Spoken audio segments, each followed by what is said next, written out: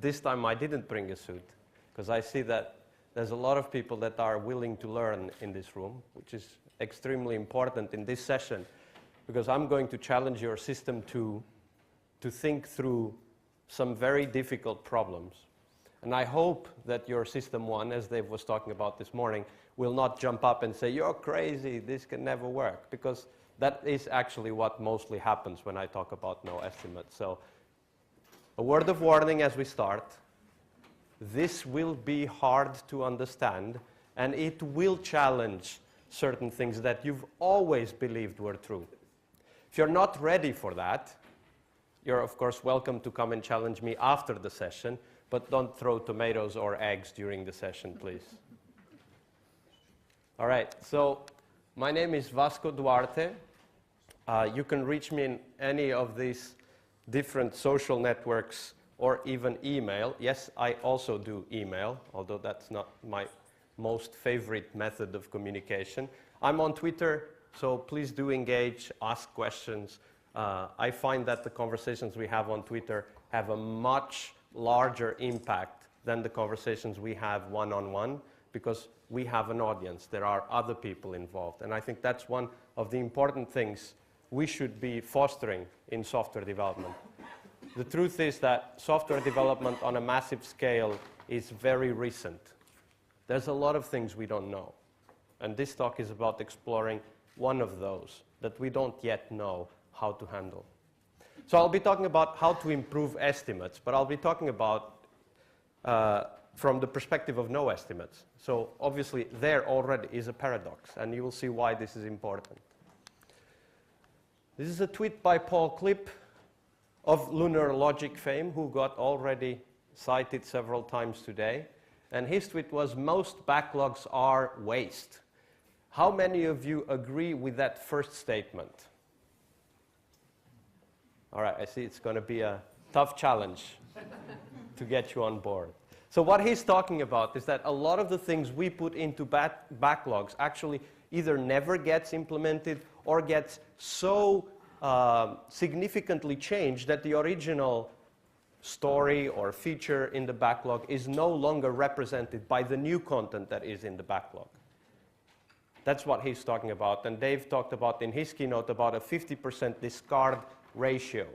50% of the requirements we come up with never actually end up in the running software at the end of the project. So if that data is correct, please bring up your system twos now. If that data is correct, then we have to assume that about 50% of the work that is done managing the backlogs is waste.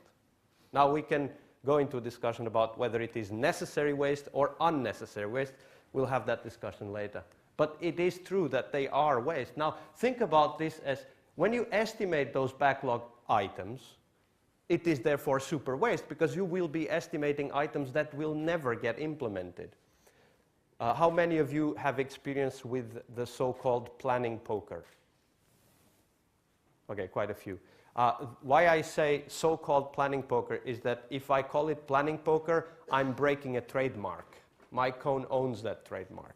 You cannot use the term of the so-called planning poker in its original trademark form without breaking a law in the US, even though you are in Croatia. So be careful.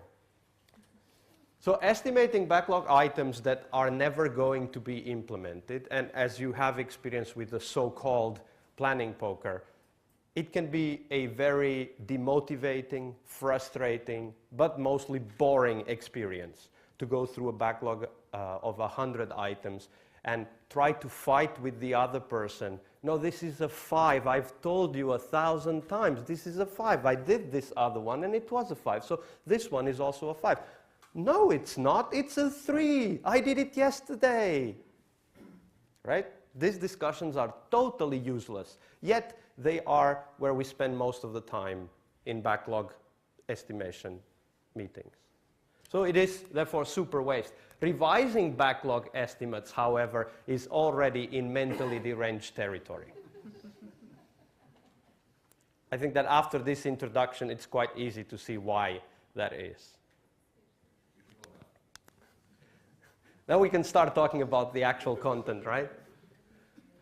So I'm going to talk about how you can predict the release date of your project without estimating. Right out of the bat, how many of you even believe that this is possible? All right, it's going to be a tough one. So let me just start with a very short story. I am proud to be part of the Agile community. Many people have contributed to change the world. Many people have fought the proverbial windmills. How many of you know who these two characters are? Excellent. Don't need to explain. So that's a bit how I feel when I talk about NoEstimates, a bit like Don Quixote. I'm not sure I have the absolute truth, but I definitely see a giant. Right? It might be a giant, it might be a windmill. I believe it is a giant. But I'm working on a community, and I'm participating in a community that has people like Kent Beck. When Kent Beck introduced extreme programming, people called him crazy as well. People said, what? Test-driven? How can you write a test if you don't have any code to test? What do you mean by test-driven development? And having the customer on site? Are you crazy? They would see the crap we're doing. He changed your world. The reason why today software development is, for example, or has developed the craftsmanship movement is because of guys like Kent Beck. He changed your world. Software is much better because of this guy and the other people who developed extreme programming. It was not only him, but I'm using him as an example of a person who changed our world. My world today, working in software development, is totally different thanks to Kent Beck. Another guy who changed the world was this gentleman over here, Ken Schwaber, playing the bear pose. That's him playing the product owner. Hey, some people got it. And he changed our world. When he and others introduced Scrum, again, others were also involved, I'm using him as an example, they fundamentally changed the world we view software development. They introduced a process that was part of the lightweight methodologies that were discussed in the 90s, but it became so popular that today you couldn't kick a rock without hitting a Scrum Master. He changed your world. But of course, he was not the only one. Taishi Ono, whom I'm sure Håkan will be talking a lot about this afternoon, he changed our world as well. He created a completely new way to look at industry through his practice. He changed the way Toyota produced cars, and therefore created a new system of manufacturing. That Toyota production system that he helped create changed our world. If you don't believe, ask GM, because they almost went bankrupt twice. Another person that changed our world was Edward Deming. Edward Deming was an American that was basically kicked out of the States and sent over to Japan because, you know, we need to rebuild the Japanese industry, and it's a job you could do. We're fine here. We don't really need your teachings, because the guy was, you know, he was like a bear or a tiger or a lion. He was constantly telling American managers, you suck. And of course, managers were not very happy with that statement, so they sent him over to Japan. And irony of ironies, he transformed Japan in the most productive, the highest quality manufacturing industry in the world. So the guy that the US kicked out kicked the US's butt. And this is still true today, right? He went to Japan after the Second World War, but still today Japanese companies are far ahead, not all of them, of course, but some of the Japanese companies that applied his teachings are far, far ahead of their American counterparts. He changed our world by changing Japan. Because today, everybody wants to copy what he did. Of course, we could have a long discussion about not everybody understanding what he meant, but that's another presentation in of itself. So I am proud to be in this community, and what I'm presenting here is not something I came up with in isolation. It is built on what all others have done. But I do believe this one thing. What I'm going to present here today will change your world. Now, of course, you might have different perspectives on how that change will happen. Please do not engage your system ones right now. But I believe it will. And the reason why I think it will is things like this. We used to use these UML diagrams to design software. How many of you use these things on a daily basis today? Very few. In most conferences where I go to, including traditional conferences, almost no one uses these things anymore. Yet, when I started, if you didn't have one of these, you were not credible. Another thing that has happened because of these changes is that we don't look at coders like this anymore. We don't look at programmers as code monkeys. That was the term we used in the 90s. Actually, little known fact is that most programmers today are humans.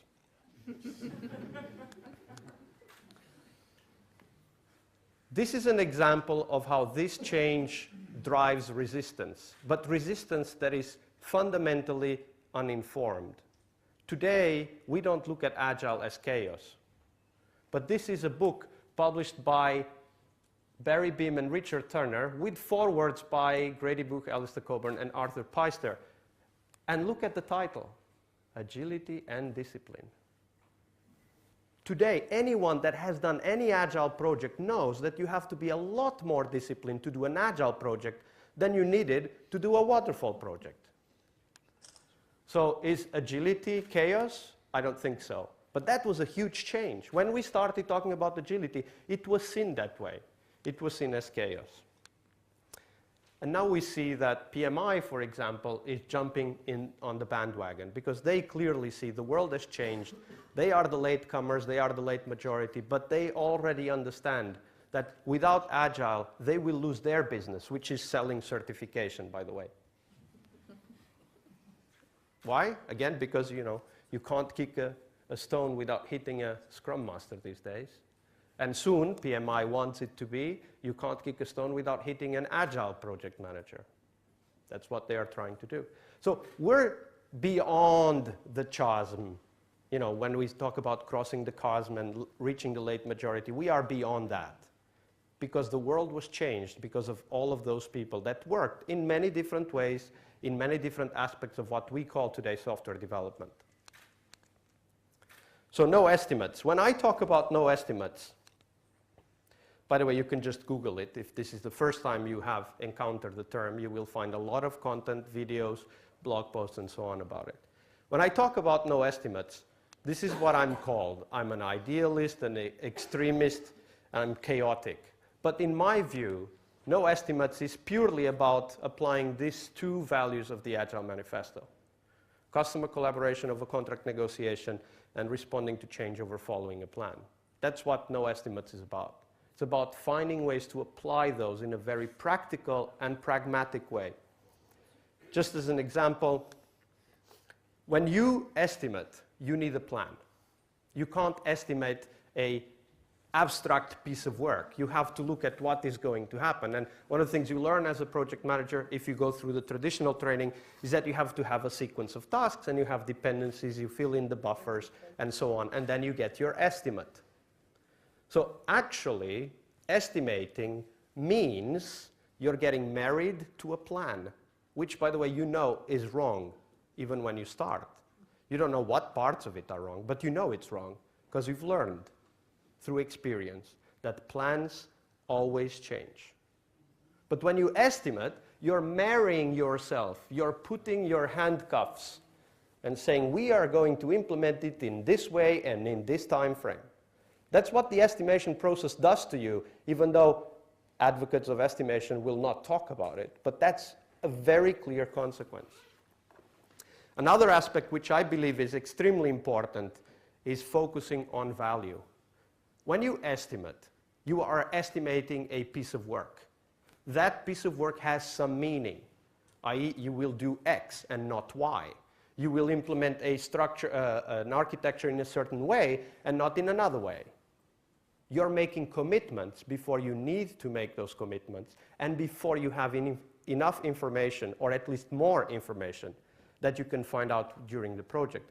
Therefore, by estimating, you are suffering from what is called goal displacement. Your goal, when estimating, is to define upfront things that you need to do later, not to find what is valuable for your customer. And when finally your understanding of value for your customer changes, because it will change, you're screwed. Why? Because you estimated. And now in order to change that, you have to go back and re-estimate everything.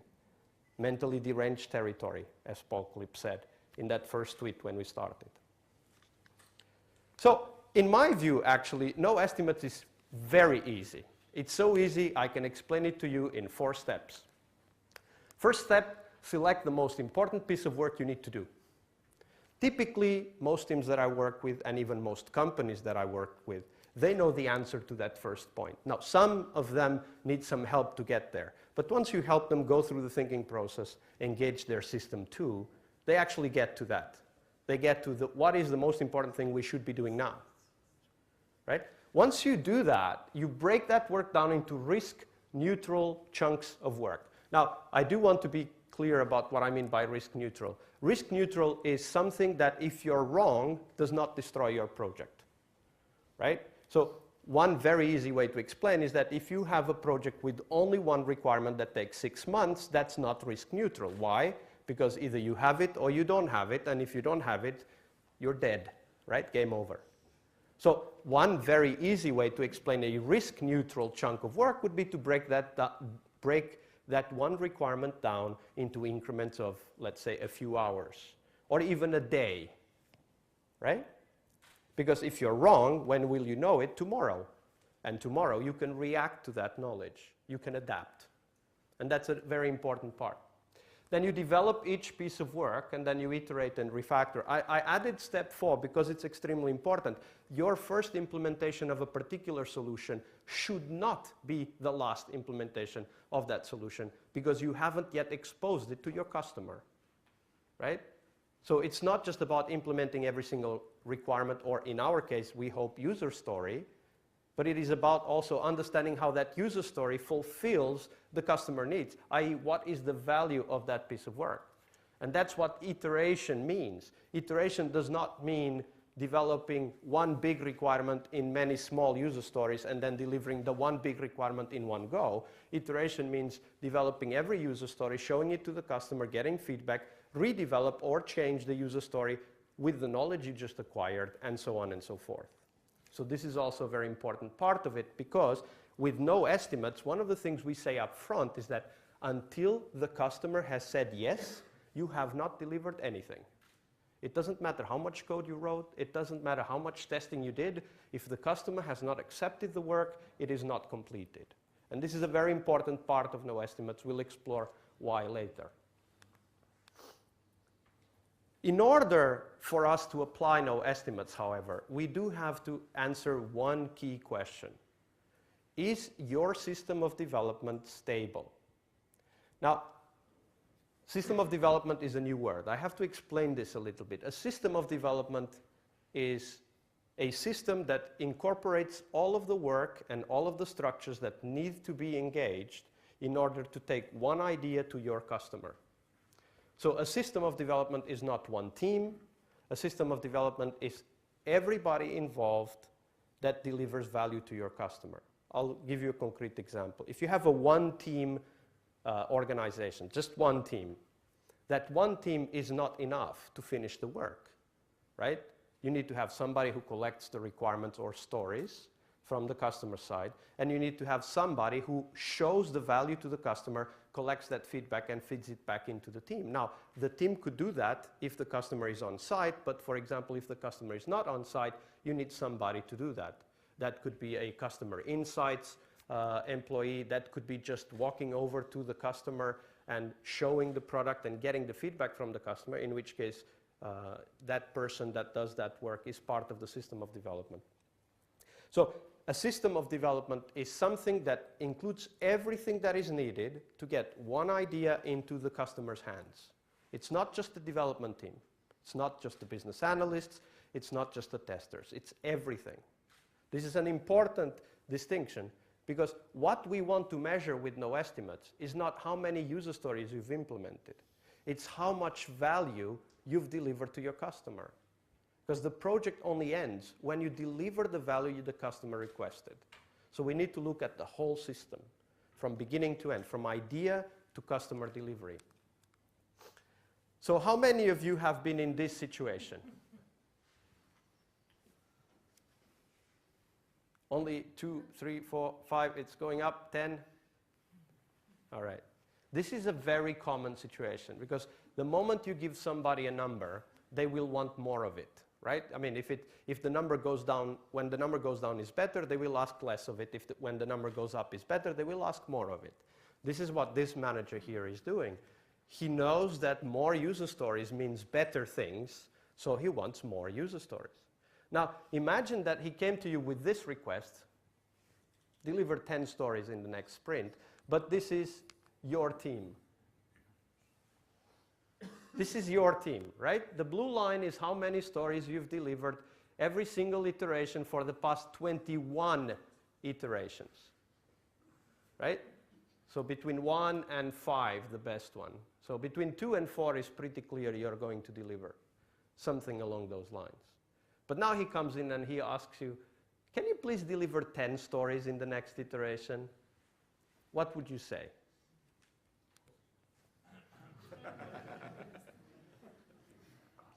Now, why is this important? We recognize that a particular system, and now I'm talking about the system of development, has an implicit capability. This particular system can deliver between 1 and 5, or even between 0 and 5, but mostly around 3 stories per iteration. This is a system of development, includes the whole chain from idea to customer delivery. It makes no sense to ask the system to deliver more. It makes no sense to set a target above the capability of the system. But when we estimate, this is what we're doing. It's impossible to avoid. Because even we as developers, let's assume we are all developers, we want to deliver more, right? So when we estimate, we always inherently have these biases. Oh, if we did this shortcut, maybe we could deliver more. And of course, we typically take the shortcuts, but we deliver less. So, the real question for us in the NoEstimates community is to answer this. Can we use the data we observe in the system of development to predict the system throughput and detect changes that affect system stability? Because if your system is not stable, remember that this system was stable, and you could see that it's stable, but there are some reasons or there are some situations in which the systems lose stability. We can discuss why those things happen, but it is important to recognize they do happen. So we need to know either that the system is stable and what is their capability, because then we can predict how much the system will be delivering over the next X iterations. And we need to detect when the system is not stable anymore, because when it's not stable, you can't use the data to predict future delivery. So we have developed 2 system rules. These system rules are based on statistical process control, but they are heuristics. This is not mathematics. This is about empirical application of these ideas. The first rule is if the velocity of a team is outside the limits, which were those blue and green line, red and green line, if it's outside the limits for more than 3 times, 3 or more times, then we have to say we don't know what is the actual capability of the system. We have an idea, but we can't be sure. The second rule is there are 5 or more points in a sequence. I mean, 5 points that go up in a sequence, 5 points that go down in the sequence. Those rules are important because they are an alarm, basically. They are a trigger for you to look at what is happening within the teams. Maybe a new developer was just hired, and he brings in a lot of knowledge that the other team members didn't have. Therefore, the capability goes up. So we have people that are developing faster. We have a team that is developing faster. But it could also be down. Maybe we just fired half of the company, and the teams that were left were not very happy. So they are, passively, aggressively letting you know that this is not going to work. These rules are just part of a whole system that we can talk about in a NoEstimates intro class. So if you're interested, just email me. I can give you the details on that. So now the question is, has this been applied in practice? Can we really look at a system and see that it's stable? And my question was, can we look at the project and observe its stability after the project ended? Right? This is looking at different projects, 4 different projects here, and none of these graphs breaks those stability rules, none of this. And there's another 4, also don't break the stability rules. So what this tells us is that for these 8 projects, you could have used the approach I just described to know when a particular amount of work would be delivered. You could use NoEstimates to predict the delivery date of the project.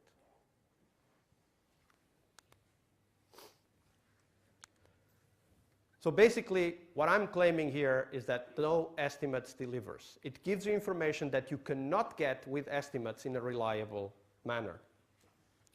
But I want to give you a bit more concrete example. So let's look at the concrete example where we compared the effectiveness of predicting future throughput between story points, done with the so-called planning poker game, and just NoEstimates, which was done in a way that we just counted the number of stories. We did not size them, we just counted them. This is a project with 24 sprints, so it's not a small project, which helps us because it helps us to look at a long period of time and ask, is this predictable over a long period of time? And we asked this question, which of these metrics, story points or just counting the number of stories, predicted the output most accurately? We did this in 2 iterations.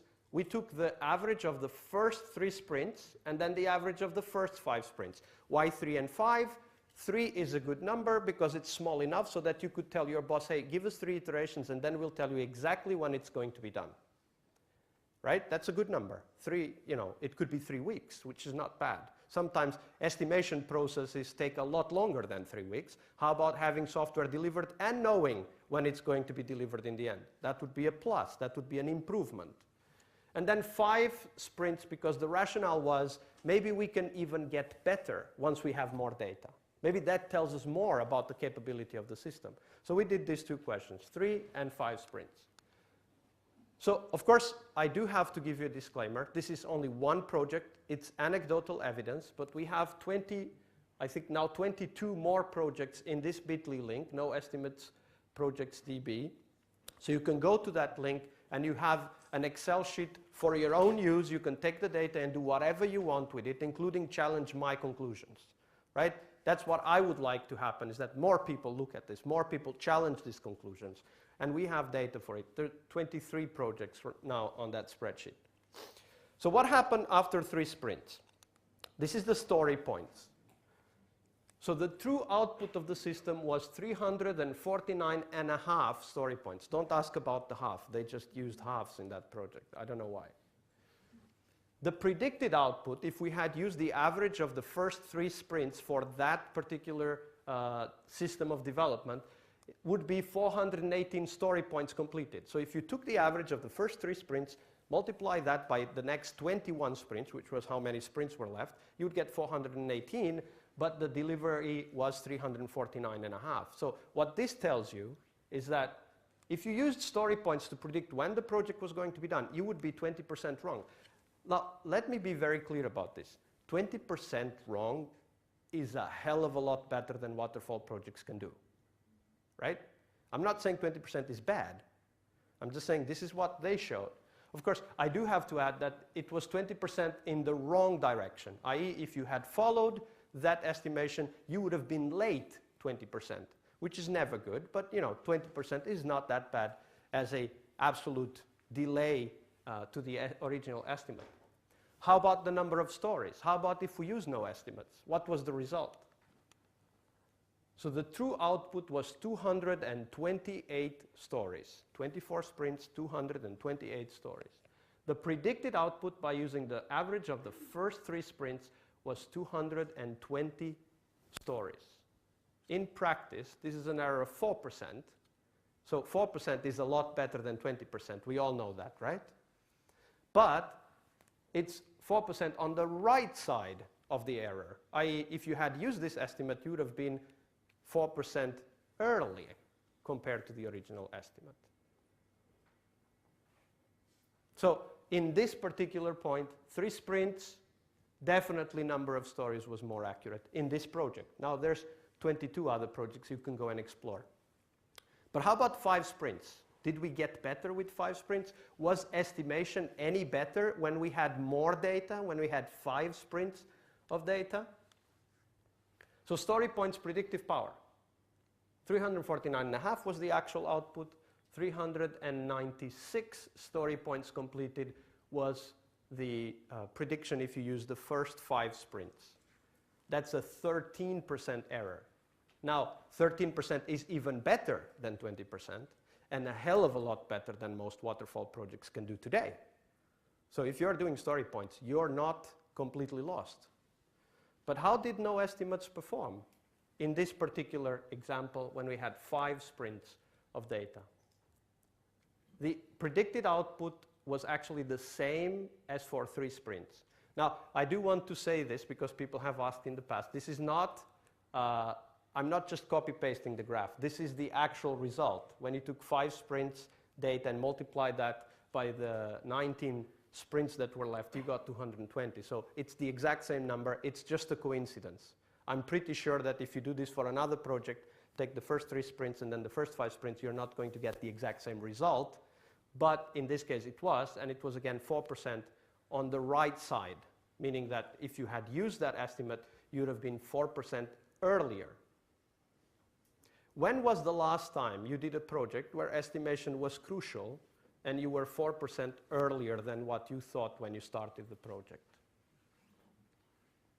Anyone? No. I've never been in a project that was earlier when we were using estimates. So, the metric that was the most accurate, and let me just be very clear about this, the story point metric was pretty darn good compared to waterfall estimation. But you did have to spend all of those countless hours estimating, right? You did have to go into mentally deranged territory and revise estimates on your backlog. And have a backlog of maybe 50% discarded elements where you spend time estimating those elements. You would not have needed to spend that time if you had used NoEstimates. That would be time you could use for your own benefit. Go to a conference, for example, read a book, or develop more stories. So definitely the most accurate metric in this example, again, reminder, this is anecdotal evidence, was NoEstimates. But there is more. This is a graph by Corey Foy. He's plotting on a graph of story point sizes. You can't see it, but here is 0 story points, and here is 100 story points. And he has these black lines that go up that tells you the minimum cycle time and the max cycle time. So for 0 story points, cycle time was 200 days. This is days, by the way, not hours. So a story of 0 story points was delivered 200 days after it was started. This is actual data from a project he was working on, or he's still working on, I believe. If you look at, for example, 2 story points, the variation is between 0 and 50, so much better, and so on. But you see the green triangles here at the bottom, and look how they are close to each other, no matter how many story points were assigned to that particular story. And get this, the triangles are the average cycle time. So what does that tell you? Regular estimates have a variation of between 0 and 270, right? The 2 was much better, but the 8 was all the way almost up to 300. NoEstimates has a variation of about maybe 10 up to, let's call it 50. If you had been using NoEstimates in this project, your error, your margin of error would have been much, much smaller than using story points. And the irony of this is that if you look at 40 or 100 or even 20, you see that the 8 story point stories take on average about the same time to develop as the 20 story point stories. How do you like them apples now? Right? You spend all of that time arguing what's the actual accurate size of a particular story, and when you look at the data goes and says it doesn't matter. They're all the same size. So why do that? Why spend so much time estimating when the actual data in this one project tells the team that your average cycle time, i.e. the size of the average story in your backlog, is exactly the same no matter how many story points you attributed to it? So obviously in this particular example, which one is more predictable? Quite easily, NoEstimates approach would have been much more predictable because there's less variation. Okay, so let's take third and last example. This is a team out of Microsoft, and they looked at the difference of using different story points for the same stories. They started by looking at what does our release date look like if we used 1, 3, and 5. So they were already much closer to what we would call NoEstimates because they didn't have the whole range of story points. They had only 1, 3, and 5. That's it. Only 3 possible sizes. And they looked at their release date, cumulative flow diagram, projected the lines, release date on the 20th of October 2014. 1, 3, and 5. 1, 3, and 5 story points. So they took the data and they asked, okay, what if we have 1, 2, and 3? So we take the 1s, keep it as 1s, take the 3s, replace all 3s with 2s, take the 5s, replace all 5s with 3s. So you just change the estimate, just like that. What's the impact on the release date? 14th of October, 6 days earlier. Wait a minute, there's almost no difference. We're told that estimating is important. How come changing the estimate has almost no impact? So they did the obvious next step, and they gave all stories 1 point, i.e. using the NoEstimates approach. What was the release date that they came up with? 29th of September 2014. So all dates within 3 weeks of each other in a 38 to 42 week project, a margin of error of 8%.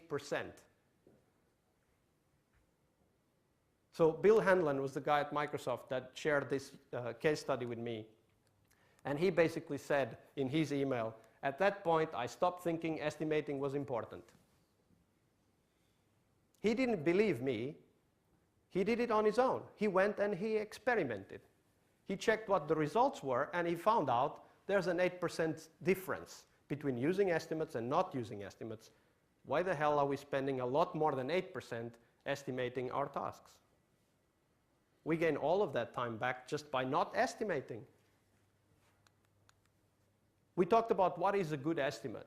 These guys in '86 already said that if you're within 25% of the actual results, 75% of the time, you have a good estimate.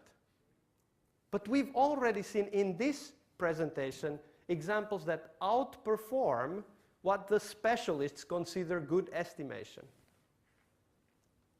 What the hell are we arguing about then? Right? Why is NoEstimate so weird?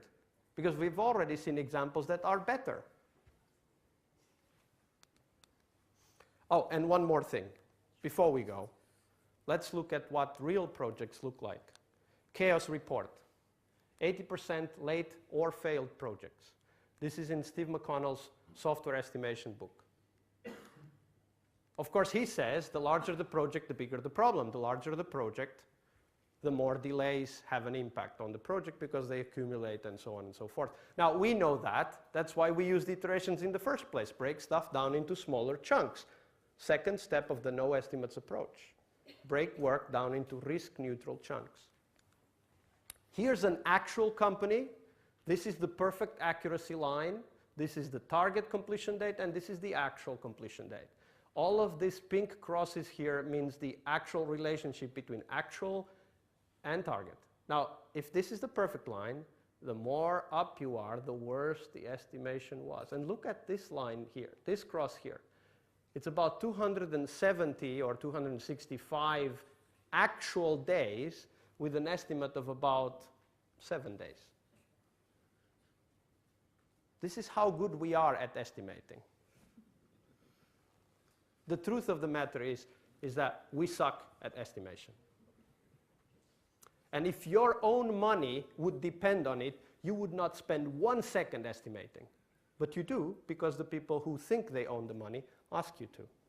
But they don't really own the money, because the people who really own the money, i.e. the owners of the company, if they knew that you were doing this kind of results, they would fire you all. I would fire you all. Look at this. I'll jump a couple of slides here. This is an example from a company that did an evaluation of 17 different projects between 2001 and 2003. The average delay to the initial estimate was 62%. i.e., if they said that the project would cost 100,000 euros, it would end up costing 162,000 euros. Can you imagine making a bet, an investment that would have that kind of track record? Would you invest in a stock that you knew from the start would lose 62% of its value? No. This is actual data from real companies doing real software. This is not me arguing about which is best. This is the data. This is what data tells us over and over and over again. We suck at estimation. And it's unbelievable that guys that are as credible as Steve McConnell continue to sell us this idea that we should estimate better, because the track record isn't there. There is no good track record for estimation. Of course, I'm sure you will find 1 or 2 or maybe 5 or maybe 10 project managers who are very good at delivering projects on time. But then look closer at how they do it. It's not because they were good at estimating. It was because they were good at managing the project. And those two things are totally different. You can be good at managing your project without needing to be good at estimation. So my last message to you today is, don't believe me, challenge me, take the data that I just shared and evaluate it. Look at your own projects and evaluate your own projects with the NoEstimates approach. Try it out, learn from it. Maybe it makes you a better estimator. If that's the result, you haven't lost anything. But maybe, just maybe, some of you will figure out that actually NoEstimates is a hell of a lot better alternative than what estimates have offered so far. Thank you very much.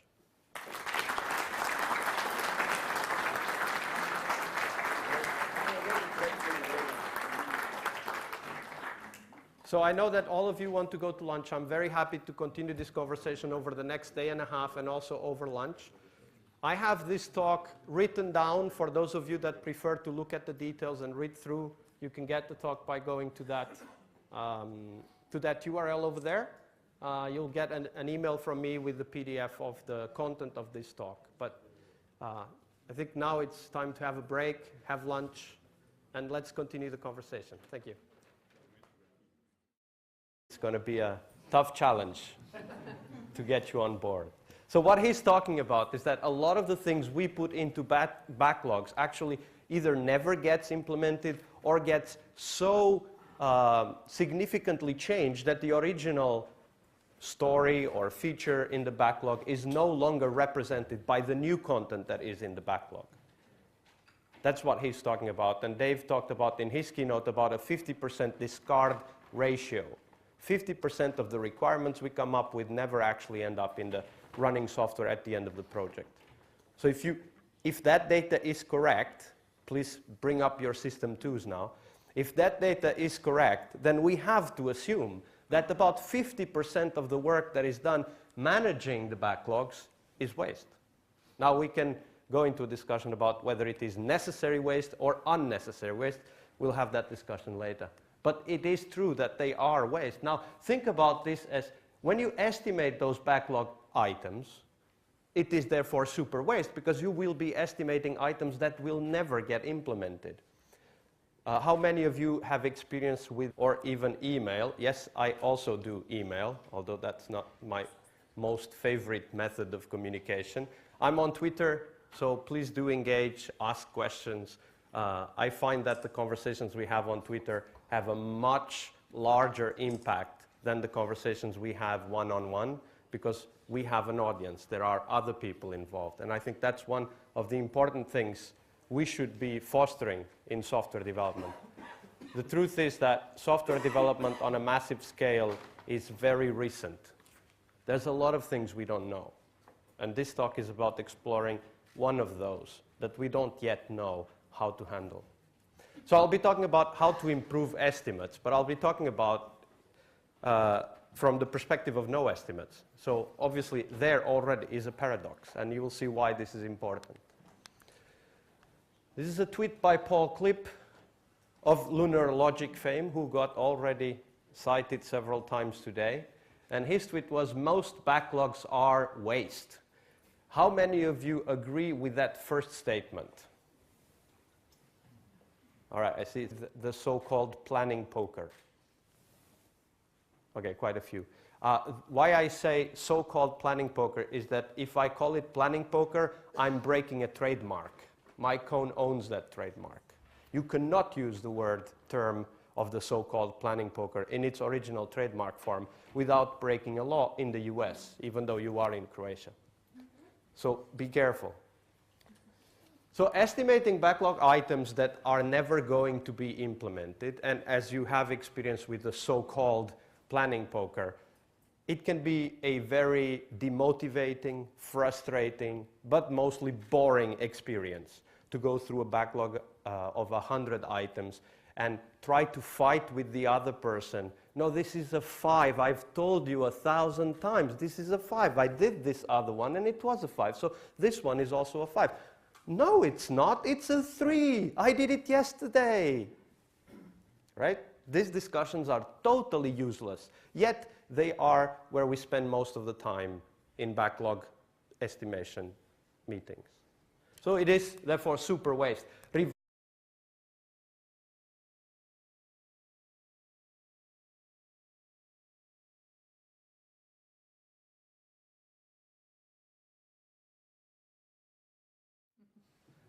This time I didn't bring a suit, because I see that there's a lot of people that are willing to learn in this room, which is extremely important in this session, because I'm going to challenge your system to think through some very difficult problems. And I hope that your system one, as Dave was talking about this morning, will not jump up and say, "You're crazy, this can never work," because that is actually what mostly happens when I talk about NoEstimates. So a word of warning as we start. This will be hard to understand, and it will challenge certain things that you've always believed were true. If you're not ready for that, you're of course welcome to come and challenge me after the session, but don't throw tomatoes or eggs during the session, please. All right, so my name is Vasco Duarte. You can reach me in any of these different social networks. Revising backlog estimates, however, is already in mentally deranged territory. I think that after this introduction, it's quite easy to see why that is. Now we can start talking about the actual content, right? So I'm going to talk about how you can predict the release date of your project without estimating. Right out of the bat, how many of you even believe that this is possible? All right, it's going to be a tough one. So let me just start with a very short story. I am proud to be part of the Agile community. Many people have contributed to change the world. Many people have fought the proverbial windmills. How many of you know who these two characters are? Excellent. Don't need to explain. So that's a bit how I feel when I talk about NoEstimates, a bit like Don Quixote. I'm not sure I have the absolute truth, but I definitely see a giant. Right? It might be a giant, it might be a windmill. I believe it is a giant.